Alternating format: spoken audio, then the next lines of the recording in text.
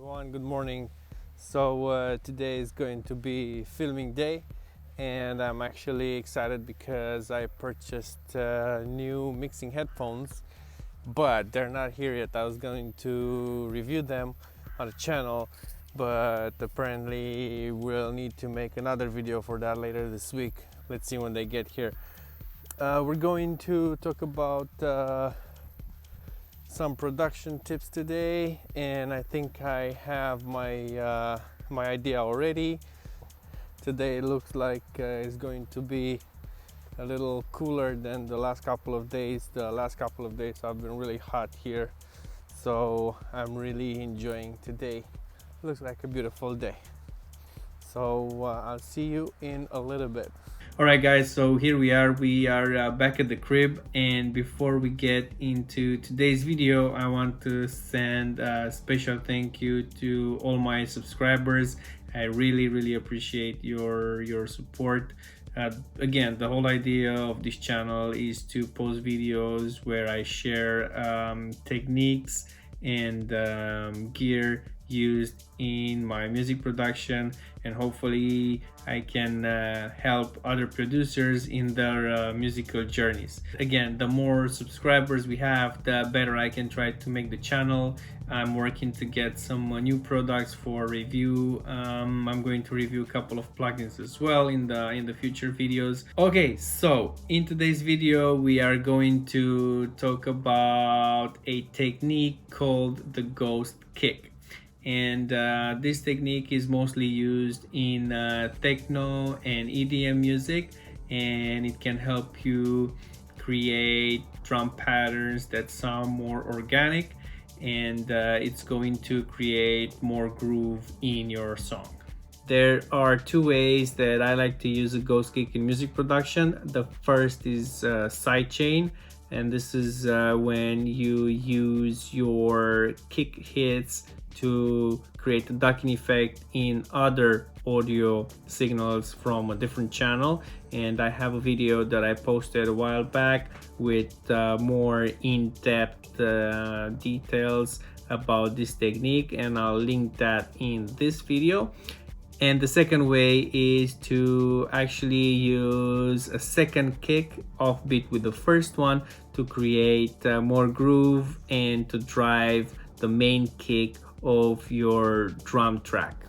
We are in an Ableton live session, and I already picked a kick and a snare sample. Nothing complicated, just 4 on the floor with snares on the 2 and the 4. So let's hear how it sounds.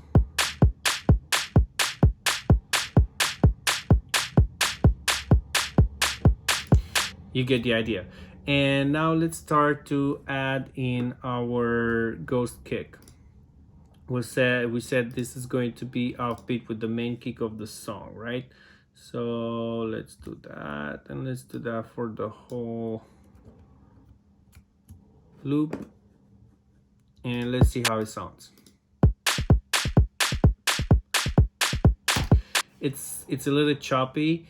That's because both kicks have a lot of attack to them. So what we're going to do is we're going to add an EQ to the ghost kick and take a little bit of that high end. So let's use this guy. Let's use a Q3, right? Okay, and we're gonna send the ghost kick to it. Okay. We're gonna add a low pass filter. Sharper.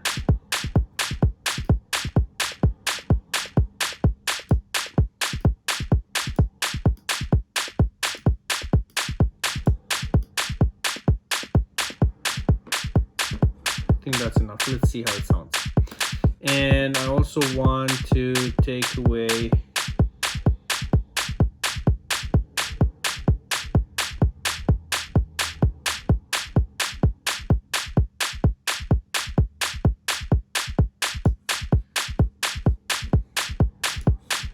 let's mute this guy for a second.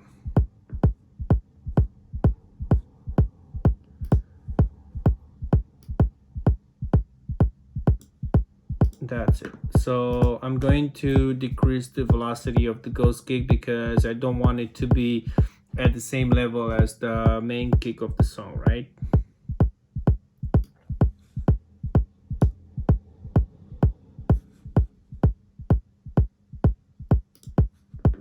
It's good enough.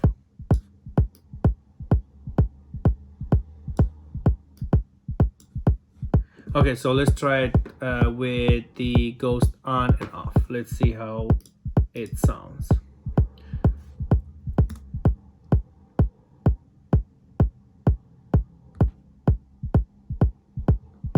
Let's add the snare.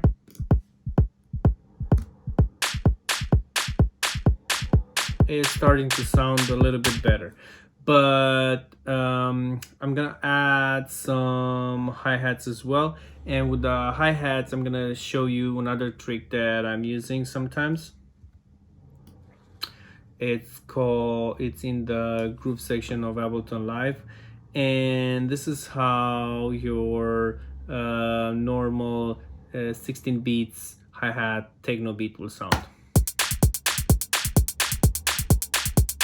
It's a lot robotic and it's really sharp. So, but what we can do is we can add a groove to it, and you can find that in this section of the screen on your Ableton Live. And if you want to see all of them, you can click this little arrow, spinning arrow thingy, and it's going to give you all the groove libraries. The MPC ones are pretty neat, and you can try them out. You can see how they sound. You can pick one that you think works better for your song. And the one that I picked is actually this one, double down 70, and let's see how it sounds with it on. And off. And on. All right, now with the ghost kick off.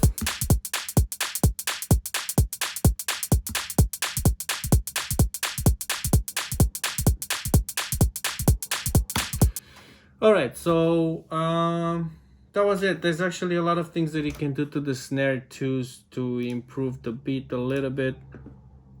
Let's try adding some snare reverb.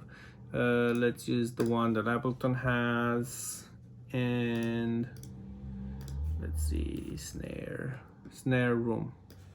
Let's use this guy. I need to find my snare now.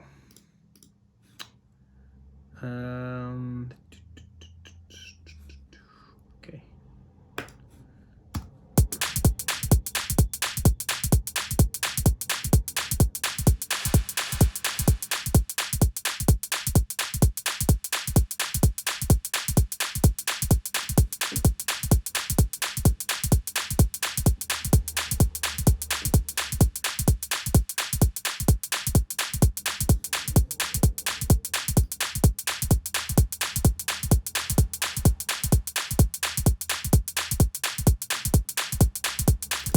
And then you can tweak it to taste. You guys get the idea.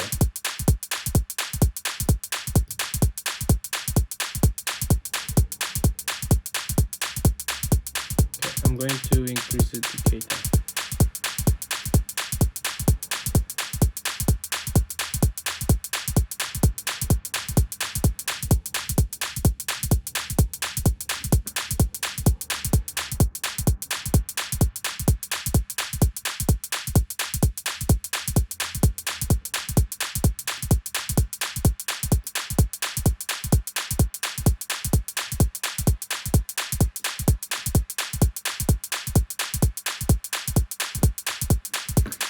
Anyway, you guys get the idea. Then you can tweak it to taste, to sound more like something that you like in your music composition. And what you can do, you can also play with the patterns of the snare, because honestly I think it's boring to keep the snare always on the same beat. So let's play with that a little bit too.